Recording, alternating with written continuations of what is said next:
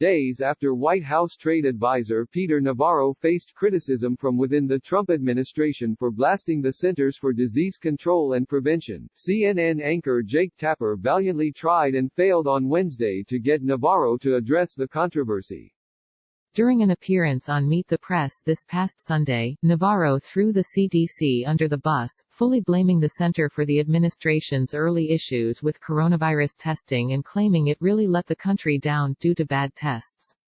Navarro's remarks about the CDC were quickly rebuked by Health and Human Services Sec. Alex Azar, who told Fox News the following day that the Trump aide's comments were inaccurate and inappropriate. Noting that sources are now telling CNN that CDC Director Robert Redfield is now worried about his job, Tapper kicked off his Wednesday interview with Navarro by pressing him about his negative CDC remarks. Do you think he should be removed? Tapper wondered aloud, prompting Navarro to immediately begin dodging and deflecting. Not my lane by a long shot, Jake, the White House advisor replied before boasting about America's production of ventilators, adding, so that's what I'm focused on. I'll let you guys do the CDC stuff, but not going to happen with me. The CNN anchor, undeterred, pointed out that the only reason they were having the conversation about the CDC was due to Navarro's own comments.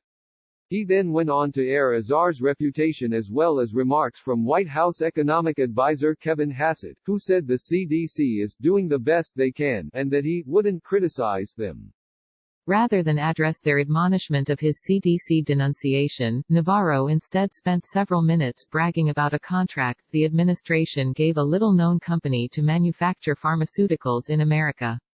After Tapper humored Navarro a bit longer and pressed him on concerns about that contract, the anchor once again deftly swung it back to the CDC issue.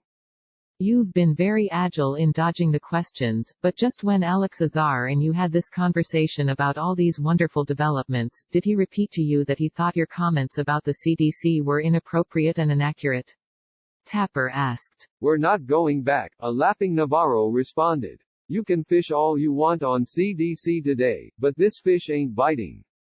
I think what I love to do when I talk with folks on CNN like yourself, I just want to talk about jobs, manufacturing, the security of our supply chain. Tapper eventually waved the white flag, but not before pointing out why he was grilling Navarro on this situation in the first place. I'm going to move on from the CDC issue, but just for the record, you're the one that caused the entire brouhaha, he concluded.